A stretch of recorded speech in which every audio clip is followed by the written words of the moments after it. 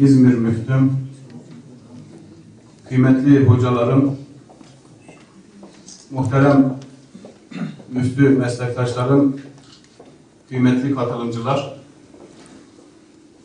engellilere yönelik din hizmetlerinin dünü, bugünü ve yapabileceklerimiz konulu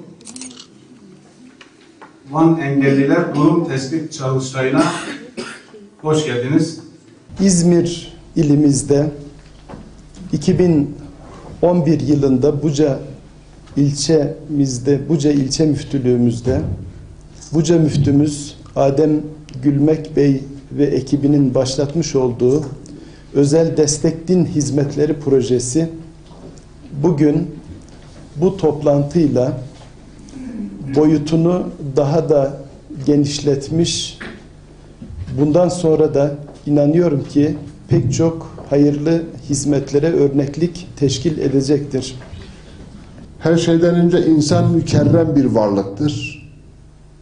Mükerrem olan insana her türlü hizmeti yapmak görevimizdir. Engelliler de mükelleftirler. Yani onlar da ibadetlerini yapmaya güçleri yettiği kadar mükelleftirler. Dolayısıyla bunların da düşünmesi, bunların da okuması, bunların da okutması, dernek başkanımızın da biraz önce Nuh Bey'in de ifade ettikleri gibi artık eski usul, eski metotlar, işaret dilleri, işaret parmaklarıyla değil de daha mükemmel cihazlarla bunları topluma kazandırmamız mümkündür ve toplum bunları kazanmakla mükelleftir aynı zamanda.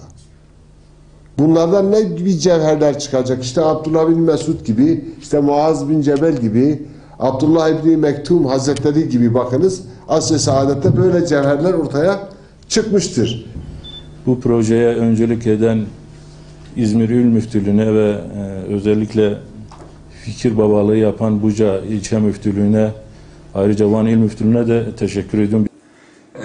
Bu yönüyle işitme engelli kardeşimizin bize söylemek istediği şeyleri işaret diliyle tabii ki ifade etti ve işaret dili bilen bir arkadaşımız da bize çevirdi ne söylediğini ve ifadesi şuydu: biz işitme engellilerin niçin gidebilecekleri bir camileri yok? Biz işitme engellilerin niçin gidebilecekleri bir Kur'an kursları yok? Bu soru bizi gerçekten hem düşündürdü hem de üzdü. Hakikaten bizde yoktu. Çevremize baktık, yoktu. Ve yapmış olduğumuz araştırma neticesinde fark ettik ki işitme engelli kardeşlerimiz bu alanda, din hizmeti alanında hizmete öncelikli olarak en çok muhtaç olan kesim. Ve kollarımızı sıvadık Buca Müftülüğü personeli olarak 2011 yılında o kardeşlerimize Kutlu Doğum Haftası'nda bu cereyan etti çalışma. Ve 2011 yılında biz arkadaşlarımızla çalışmaya başladık ve çevremizde işaret dili bilen, annesi babası işitme engelli olan Telekom'dan emekli bir arkadaşımız vardı. Ve ondan ilk dersimizi aldık. Bizim ilk hocamız odur. Ve bu kapsamda arkadaşlarımızdan 15 İmam Hatip arkadaşımızın, 15 Kur'an kursu öğreticimizin işaret dili eğitimi alması yönünde o arkadaşlarımızı teşvik ettik ve eğitimlerine başladık. Aydın ilçelerinden katılım alıyorduk.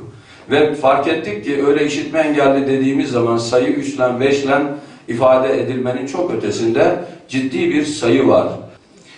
Bu yönüyle işitme engelli kardeşlerimizin din hizmeti ve din eğitimi faaliyetleri bir camide başladı. Biz o cami faaliyetlerimiz esnasında projeksiyondan bir takım bilgiler, onlara görsel yazılar, resimler, görüntüler gösterirken şöyle düşündük, dedik ki acaba bunlar Kur'an okuyamazlar mı? Alfabemizi yansıttık projeksiyonla karşıya ve elif, ba, t, s işte malum alfabe, Arap alfabesi ve Kur'an alfabesi. Orada ilk seminerimizde 5 harfi çalıştık beraberce. 5 harf. Arkadaşlarımız da buradalar, biliyorlar konuyu. Sonra diğer harfler, sonra diğer harfler. Bir baktık ki oluyor bu çalışma. Ve ardından bir yıl yine biz emin olamadık. Acaba yapar mıyız, yapamaz mıyız? Bir yıl arkadaşlarımız gönüllü hizmet verdiler.